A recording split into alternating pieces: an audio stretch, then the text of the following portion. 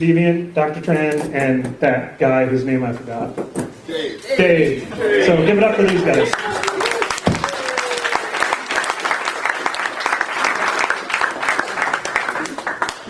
What's on? It says on. It's switched to on. It doesn't have a light that's on. Test, test, test. There is no light. That is going to be loud. Thank you. Oh my God. No? I mean, I'm really fucking loud, but it won't get really recorded unless we just hand off the mic. Ooh, yeah, let's just do that. Please no. How about that instead? All right, we're all still here? Go back. There we go. Yes, welcome, CarolinaCon. You're one of my favorite places to be. I brought Dave last year. He had a completely good time. We had to show Dr. Tran the same love. So if you see him at a party, just feel free to just jump on him, kiss him, hug him, yank his pants off. Make them feel welcome. We are here to talk about all kind of crazy handcuff stuff. We do a lot of lockpicking work, and this kind of gets folded in usually as like an afterthought, like ha ha ha, isn't it funny to do handcuff things? I can be silly at a party. But it actually, what we're going to talk about tonight ends up having some really, really cool law enforcement implications in the second half of the talk. But the first half is going to be just a whole balls out laugh fest. Starting with something that I've kind of created. What's that? And apparently a drink fest. Well, this is something I envisioned, and I invite you to all participate. If you ever give a talk, I came up with a new protocol for interpersonal reaction. Well, if you've ever been to NeighborCon, Travis has the fin protocol, the fuck you neighbor. If you ever have to ask a question and fuck you neighbor back is the response. Well, this is the you drink protocol, and I like the idea of sharing drinks and sharing things with others. So the way it works is you have a drink you really like.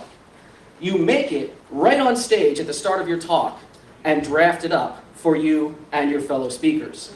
Because, unlike, winging schmooballs at us, if you shout at us because we did something wrong or dumb, we have to drink. It works right there on that level because we like that. But after the talk is over and the drinks are gone, there's still other drinks to be had because we will draft more of these. And if you ask us particularly good questions, or if you get out of cuffs, or you do, I don't know, show me your balls or something, then you drink. So it's you telling you drink us, and I say you drink you. So yeah, I encourage this.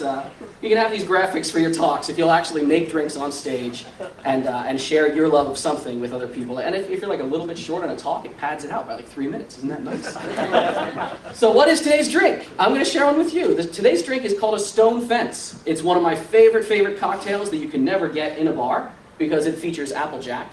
Applejack's one of the oldest American liquors. It was a favorite of George Washington and some other folk. The Stone Fence is 1 part Applejack, which is essentially an apple whiskey. It's kind of like an apple brandy. 1 part Applejack, 3 parts hard apple cider. Tell me you're going to drink it straight out of the pitcher. And you can top that up if you want to with a little bit of bitters, because bitters makes every cocktail much nicer. There is an advanced version if you're going for extra credit. It's called equal parts Applejack and apple cider. I call that a stone wall. That's only for the people who are really trying to be too cool for school. But can somebody grab this pitcher and make sure we have glasses at the ready? Because if we look like fools, believe us, we'll be drinking for you. But on to handcuffs. This is why you're here. You're here to hear really cool handcuff stuff. And we have a lot of good stories to tell, starting with Dave, who is going to fill us in on, I'm watching the sound line here, stories about some of our friends in Europe that if you haven't heard, you should hear these stories because they're great. Have any of you guys ever seen this guy before, right? Any other cons? He's mostly from Europe. He's from a group called SS Dev, which is our counterpart in Germany. He gave a really excellent talk about handcuffs, getting out of them, all things handcuffs at the Last Hope, if any of you guys were there. But he tends to do some very interesting things, probably has the most vast handcuff collection of anybody that I have seen, or that we know. But good guy. This is a sample of said collection. He was at HAR with us. Did any of you guys make it out to HAR over in the Netherlands? Hacking a Random? Anybody? Oh, you got a con? Oh, excellent con. If you can make it to any con overseas, every 4 years, awesome con. So we got a Ray's collection here.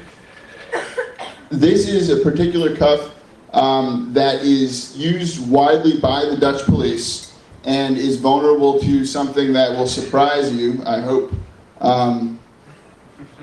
Okay, well they're not going to show, we'll show later on. Ray was able to do 2 things with this cuff. One of them is duplicate the key on a rep wrapper machine. Do you guys know the rep wrap? anything where it duplicates anybody doesn't know. You can duplicate anything with basically polymer to mold and cut. So he's able to duplicate a handcuff key using that and try it out with one of the Dutch police. After a bunch of social engineering, finally they're like, okay, fine, just try it. Here's a handcuff, we'll do it. And this is that key right there. And this is actually going to be able to open multiple types of cuffs. And that's all plastic, completely functional. You can go through a metal detector with it. Nobody's going to be able to tell that you have it. And that's it. That's the regular key. Google, it's a great story. Works perfectly, just like the original metal key. Now this is, are you? Yeah, scroll right over the image and click. Cool. This is another thing about those keys, though. About those cuffs. They have another major crazy weakness that somebody finally publicized. Just double click. That is a piece of paper.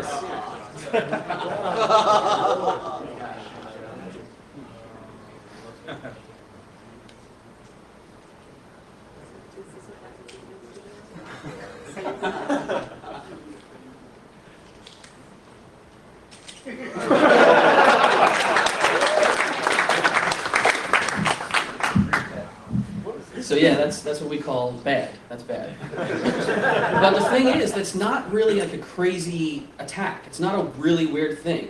Most heavy handcuffs, like big, bulky, heavy-duty handcuffs, they're not designed to be pick-proof or shim-proof. They're not designed for finesse attack. They're designed to keep big people from snapping them or from moving around easily. They're almost like kind of the old leg irons from the Victorian age, that kind of thing. They're not designed to be intricate.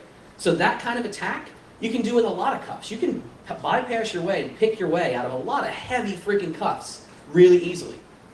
A German company, Clavuso, these are the Model 13s. This is one of their biggest cuffs ever made. Many of you have actually seen these cuffs. If you're a sci-fi fan, when River Tam went bananas from the Odie Bar commercial and they had to knock her out and lock her up on Serenity, that's the cuffs that Malcolm Reynolds uses on the spaceship to keep her locked down, the Clavuso 13s. And we have some. You can play with them. You can play with them here. You can, if someone's a skinny Asian girl, you can play River Tam tonight at party. I don't know. But it's the same kind of deal. Like picking, just getting out of these kind of cuffs, not really hard. Bunk, And you can't really see it in the video, but all our buddy Ed is holding is just a little nub of metal. It's barely bigger than a cuff key. So big cuffs, just because they look mean and intimidating, they're not, really hard to get out of.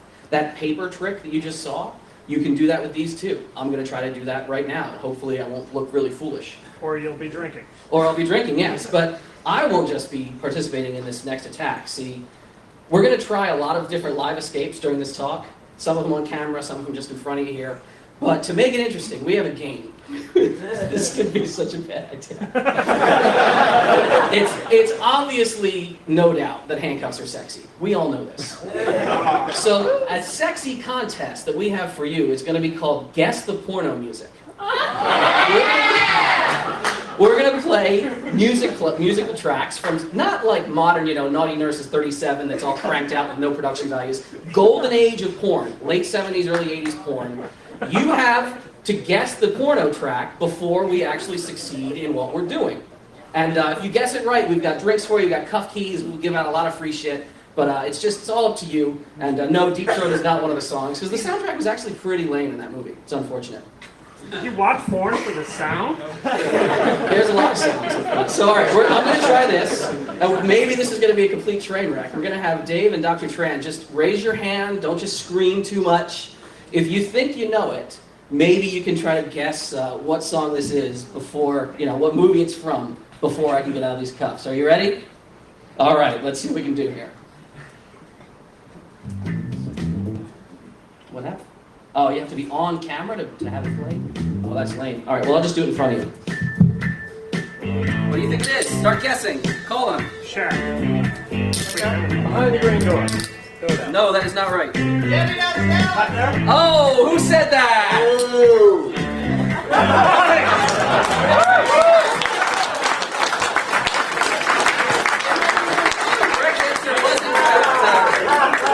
Was in fact Evidence Dallas, so well done, the last speaker, yes! So So excellent. And he got out before I even got that open. That was fantastic. I wanted to let you know I used to live in Fort Collins where they had the famous donut shop, Debbie Does Donuts. Oh, very nice. I didn't work there.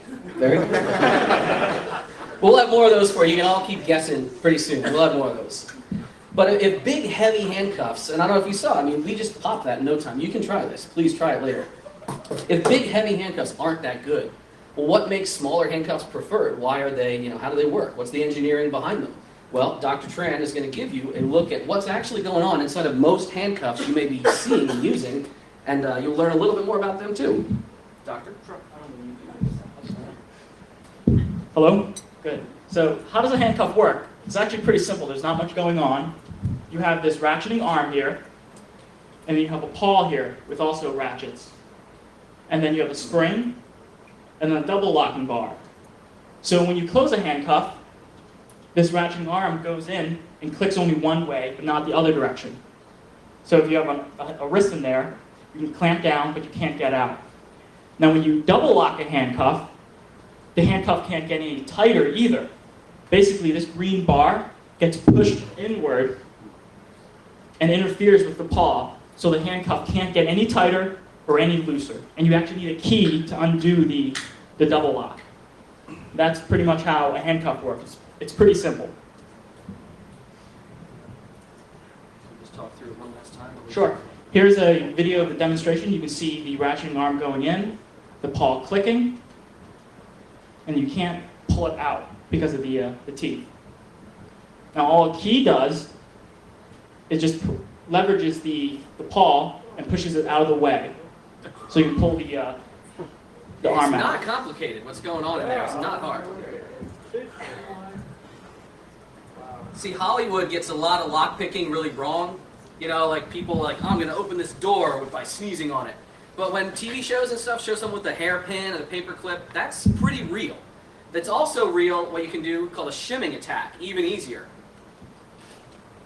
So what you're doing is you're sticking a thin piece of metal in towards the point where the arm and the paw meets from this direction, and you just push down to get some leverage on the paw to force it down and out of the way. And then you can just pull the arm out. Yeah. Really quickly, we'll show the double lock again, so they all understand. And here's a video of a handcuff being double locked. As you can see, currently the double locking arm is not in the way, and a key works perfectly fine. But when you double lock it, you push this metal bar in the way, the key no longer works. Nothing. Well, shimming won't work, picking won't work. What does work, you're about to see. Coming around the other way, we'll kick it back out. Gentleman has a question also here. How is I didn't see how the actual double lock was. how the Different bars models have different methods of doing it. Some are a lever, some are just a little hole. You might be able to see this little circle here. Put it up here. There's actually a pin on the end of handcuff keys. That's what it's for. You stick it in, and it pushes the metal bar across. You have a cuff key laying around? Yes. Cuff key, right? Here's a Peerless. So yeah, can everyone see there's a little dot right on there? And now it's double locked. It will not move at all. So I come in and come around. Actually, I can't come in and come around because of this Peerless key. That's something we'll talk about in a minute. Now, if you're really badass or really thin, see, Dr. Tran, Dr. Tran is a really fine-looking man. Wouldn't you agree? And Dave is equally dead sexy. I don't exactly hit the gym all the time, but someone who has us all beat is Renderman. Has anyone seen Renderman around DEF CON or anything? Yeah. Renderman is so skinny that he can actually do this. Instead of learning how to, manipulate cuffs and everything else, and I'm going to pop into his behind the back thing, he can just kind of get him a little bit pushed on his wrist and go zip, zip, zip, zip, pow. If you do that late at night, you get like 2 beers.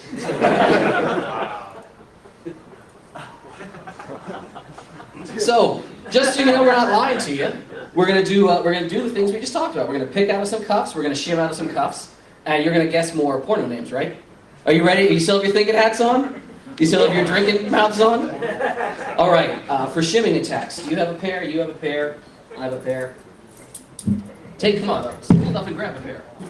Grab that. Take that. Take some wrenches. All right.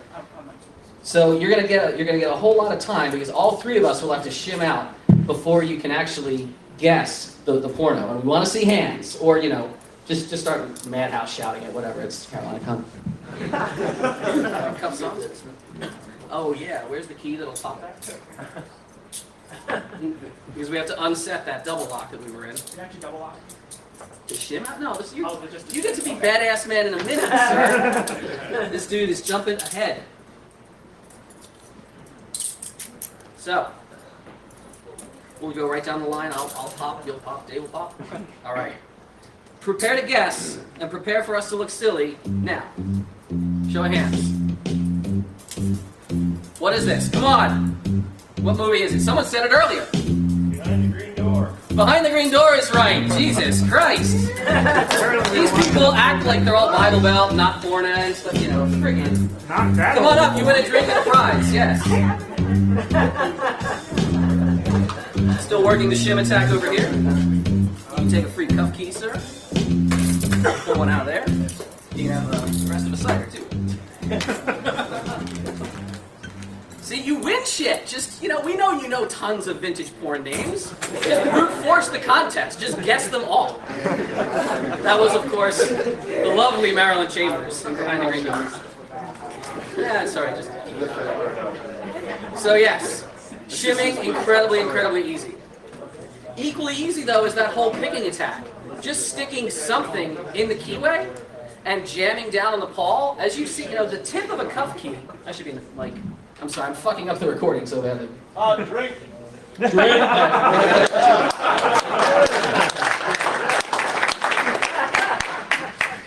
The tip of a cuff key is not a complicated affair. It's just a little, little blade. You can get a lot of things stuck in the keyway of a cuff and jam down that pawl and pop it off. I think they're going to drink in a second. Pull the shim out. Oh, there you go. All right, cool. Cheers. Let's launch. Just those Valors are so gone, dude. No, this country is too big. It doesn't fit. He's jammed. It's too big, so that's a problem. That's I get to drink. Nothing wrong with that. All right. So Dr. Tran is also one of our killer picking out of cuff guys. He's going to demo a couple picking attacks. We'll try too, but we'll look foolish. But so we're not the only ones. You'll be foolish as well. Keep guessing as we try to pick our way out of cuffs. Yet another song. I want to hear it. To give you a hint, this was a John Holmes classic, an old detective story. Can you guess as we're picking?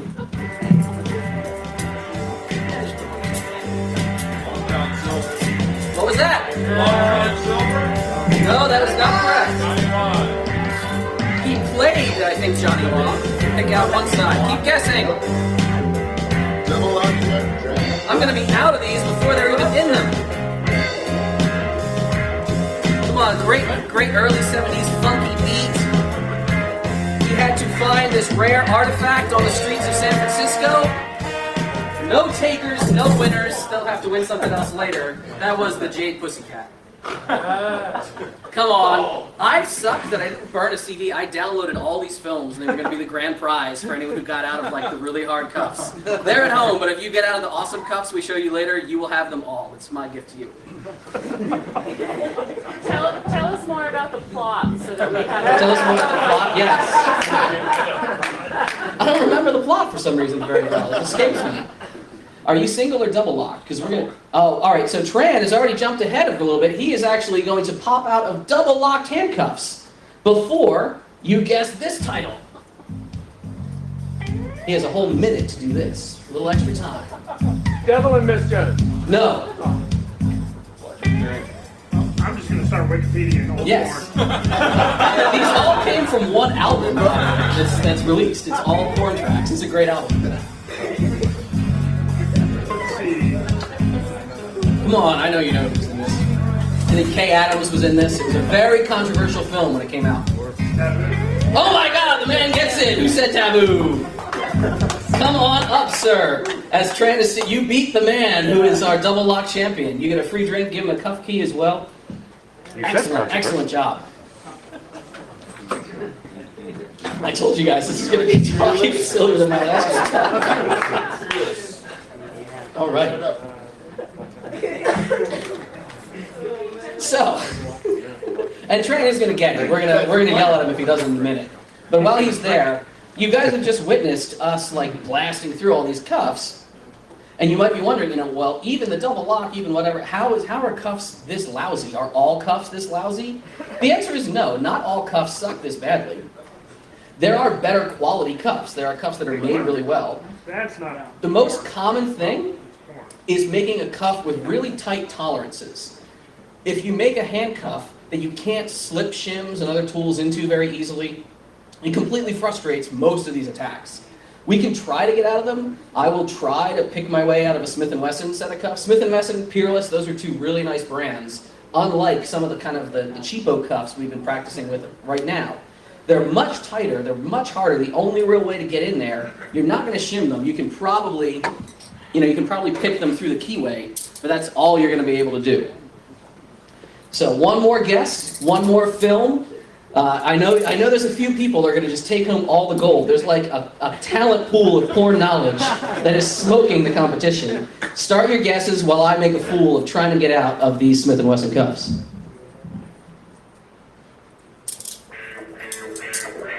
Listen to the synth. It's very late 70s, early 80s. Ron Jeremy was in this picture, if that helps. No, that is not it. What was that? Eruption, no, but that is on the same album that these songs came from. I know it. You watch way too much porn. When you run a credit-based FTP site, people will upload everything to get download credits. So I'm halfway out. Someone almost might have had it. That was the Ron Jeremy classic, Amanda by Night. This is double lock. Dr. Tran Dr. Tran gets out of double lock. Let's hear it.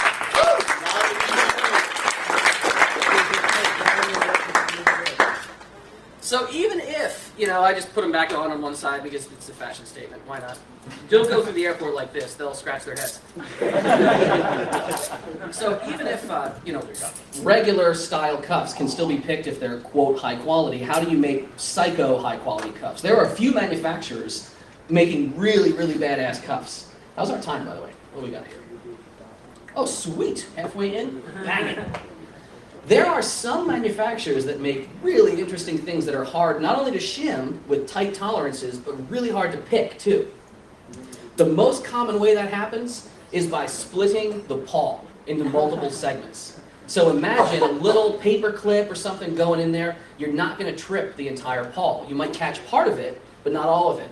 The Hyatt's cuffs that are popular overseas, here in the US, some tactical teams use ASPs, the old Chicago cuffs as well. They all have this split pawl. I have some cuffs from Korea, Pyeongchang, which I learned from one of my Korean friends, just means handcuff. That's the company name.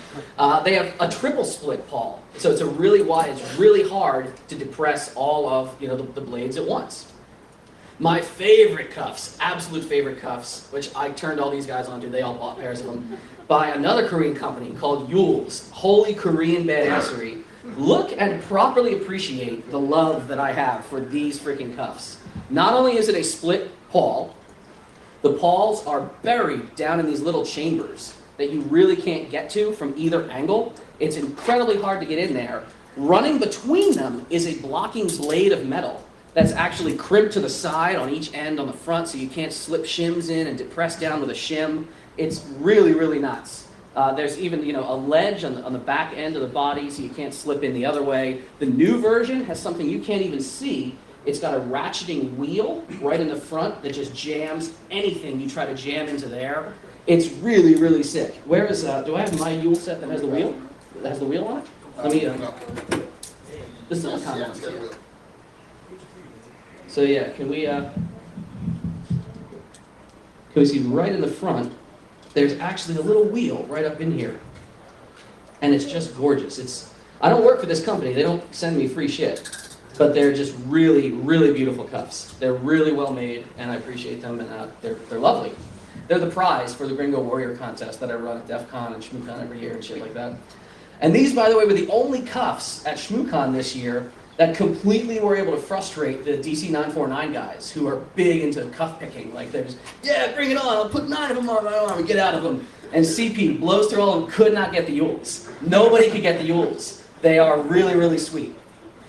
So that's my little spiel about if you're actually in law enforcement, there are really cool cuffs. You might have to find them overseas. But if you're in law enforcement or just a fetish enthusiast, I don't know. There's something that kind of comes into play. When you get all these really weird variations in the design of cuffs, you can run into some trouble. The more we start tinkering with the basic cuff style, you start to get incompatibilities, especially as far as keys are concerned. For example, one of the cuffs we were in earlier, you saw us fishing for, that key won't work, I need the other key. What was that? Well, we were in a pair of cuffs called Valor. They're kind of cheap cuffs. They're an average knockaround brand. But the cuff body is really thin. There's a standard shape for every handcuff key, but there's no like standard size per se. So the body is this thin. Most handcuff blades, the blade is really wide. So you can see that, like if you jam this all the way in the keyhole, it's not going to turn because part of the blade is hitting the body. Does that make sense? So some companies have actually manufactured what they call, we have universal keys, high tolerance keys, very high compatible keys.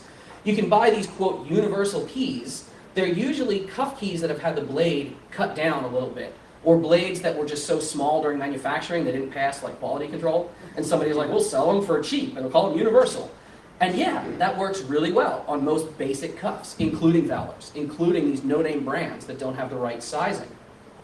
Where you start to run into trouble though, remember those multiple pawl, like high security cuffs. If you have a blade that is too small and you stick it in a cuff with multiple pawls, it might not trip all of the pawls. It's kind of blurry, but can you kind of see that? Like some of them are going down, some of them aren't, especially these Kong-Changs because they're so wide. I've gotten like the blade jammed in between two different pawls, one of which went down, one which didn't, and then like these cuffs are known to just eat keys. Question? Are there 3 different springs in there for each of The those? question is, are there 3 different springs? There are not. That is how people think they might attack the ULs. If you can get one of them down and hold the cuff like this, it might shake the other ones into position. There are not multiple springs, because that would just make a complete fucking mess. Unless they extended that blocker blade all the way through everything, spring and pawl, the whole assembly. Maybe UL will do that. UL is a company that I love in the marketplace because they're not content to just be awesome. They want to always refine their product. So we understand, let me turn this video off. We understand how that can run you into trouble. So your blade just, you can't have a key blade that's just too small. That will not solve all your problems. So TOOOL, we kind of had an idea. We said, all right, I've been curious about this for a while. And when I asked the guys in the forums, I said, look, has anyone else ever wondered about this problem? They said, yeah, that's really interesting. So I said, all right, everybody, for the Christmas meeting, for the last meeting of the year in 2009, everyone bring all your cuffs. We'll meet at Ed's lock shop. He has an awesome collection. Everyone brought all their collections. We just dumped every handcuff we freaking owned, which was a lot of them on a table. We had a lot of oddball-looking keys. I had no idea that some of these foreign manufacturers, those big Clayusos and all, they're weird-looking keys. But I was interested in all of the quote, standard handcuff keys we had. I said, there's got to be variation here. There's got to be every manufacturer is a little bit different. And I said, hey, Dr. Tran, you have that digital caliper, which you brought with you here, right? Yes. I said, will you do me a solid and just bring this? Because I have an interesting idea. I said, yeah, fuck yeah, man, sure. And I just sat there, just measuring keys, just measuring all of the cuff keys in every dimension I could conceive. The cuff key basically has, a shaft with an inner and outer dimension, and that blade, the blade is going to have an overall rise, and it's going to have a certain width. And I said, I wonder exactly across the industry, across the world, what kind of variation we're talking about. Some of those crazy like split pawl levers that have blocking pieces, some of them have split blades. So I said, all right, we'll measure that too. And we just plotted all the data. We just said, all right, what is the biggest, what is the tallest, what is the smallest, what is the standard deviation, what is the average range, who is the weird guy out, who is the outlier, who's the typical. And we found some really fascinating things. We said, damn, looking at all this data, I wonder is there possibly even any type of ideal key that would just work in everything? And as far as we can tell, yeah, there is an ideal key that no one has ever made, but yeah, it freaking exists. So now, there was a little bit of applause, nice applause there, they like us, but save your applause for after this video, because this is what we ended up making at the end of the meeting. There'll be sound in a minute.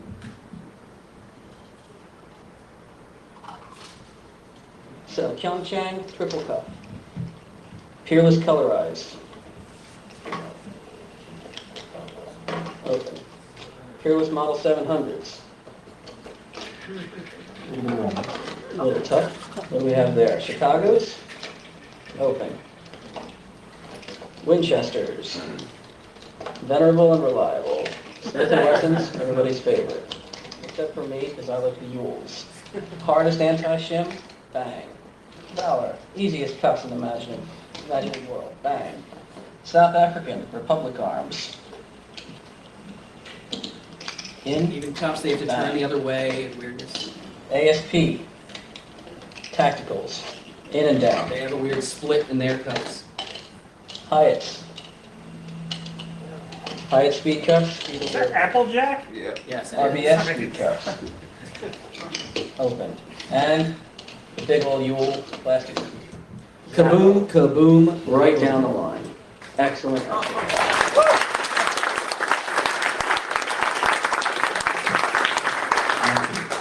And it wasn't that hard. It was just a matter of, measuring. And the thing that really, really blew me away, the thing that was so impressive, as I said, we were at a friend of ours who's a locksmith. We were at Ed's shop. He's the sweetest guy ever. And he's been in the trade forever, not just because he's good at it, because he loves it. He loves locks. He loves escape artistry and handcuffs. And all this stuff, like when I made that key, it was me doing math and measuring. And the same time I was doing that, Ed was just kind of looking. And he's like, oh, well, that's interesting. He's eyeballing stuff. And he's at his bench and he's filing. And he tries to feel, oh, that's a little jammy. He's looking at it. Oh, that left a mark on the left side. All right, I'll file that a little bit more. In the end, Ed just eyeballing it, using his skill as a locksmith who loves the craft, made a key that was within 1/10 of a millimeter of what I produced, just by fucking around. It was gorgeous. It was the most awe-inspiring thing I'd seen. It's someone who's just really, really committed to doing the job right. So I'm very proud of him, and we're very pleased to call him our friend. So if you want to make this key, pa-pow, there it is. And you don't have to go scribbling and taking screenshots. We're going to show it to you later. But the dimensions are really simple. The dimensions are easy to reproduce. We will let you try it. We will let you, try this later. TOOOL, as an organization, does actually, after doing all the research, we own and hold the patent on this. We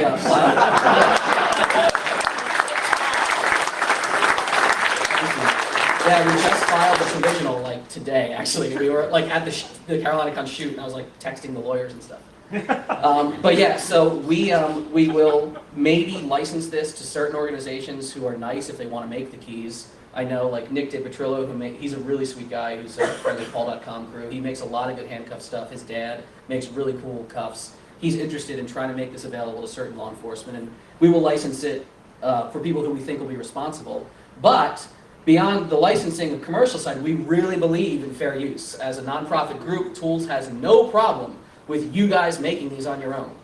If you want to make them, please do and use them. We will show you some really neat tips about it because it's so fucking easy. If you want to make this cuff design, if you want to make this cuff key design, and you don't obviously own a foundry and a factory and a forge, and you don't have access to crazy industrial processes, it's actually really trivial to do this. Why do I say that? Well, let's take a look at using a handcuff key as a base, as a starting point, right? The ultimate key has a blade width that is 2.9 millimeters wide. So that immediately knocks out the Valor and some of those no-name brands that are too skinny. So you're not going to be able to use those cheap ones. It also has a blade to reach deep enough and to catch the pawls on some international cuffs. It has to be a pretty tall blade. 5.5 millimeters tall eliminates your use of many styles of popular American handcuff keys.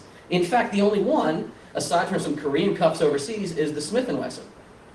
The shaft also can't be quite big. The main Yule is too big of a shaft, so you're not going to be able to use that one. Inner diameter doesn't matter. Let's be honest. The little peg in the middle of that handcuff keyway, it's never that big. We call it 2829. That doesn't matter much. But you're ultimately left looking at either Kyungchang's or Smith & Wesson. Now you can order Kyungchang's. There's some nice, handcuff warehouse, and those guys at Buckstaff Industries, they'll ship international stuff to you. But Smith & Wesson, you're much more likely to have. And between the two of these, look how much metal you have to sit there shaving off a Kyungchang. You have to knock it down. Seriously, the Smith & Wesson is right there. It's ready for you. A few really deep passes with a file or a Dremel, and then chop a split right down the blade, you will have it. Take a Smith & Wesson key, which many of you may have if you have law enforcement ties or if you're actually a sworn officer, who knows. You can do this. The Smith & Wesson key is the easiest thing to rock out. And we bought and brought a whole fucking bag of them. We want you to try this. Thank you. We have the calipers from Tran. I brought the Dremel. I brought the blades. We're going to set up the village next door. Tomorrow, you guys hanging out, you're going to come. If you want to make one of these, please try it. Please try it. Please do it. Test it on every cuff we brought, and it will work. I swear to you, it will work. And how many people think they're going to try it? Excellent. We don't have that many keys, so catch us and give us a background and you get keys maybe. I don't know. We got like 50. Drink for not having that many keys. I should drink for not having that many keys. Bring it all. So thank you for coming out. Thank you for listening. Please, thank you tomorrow for trying it. This was a friggin' treat. Thank you so much.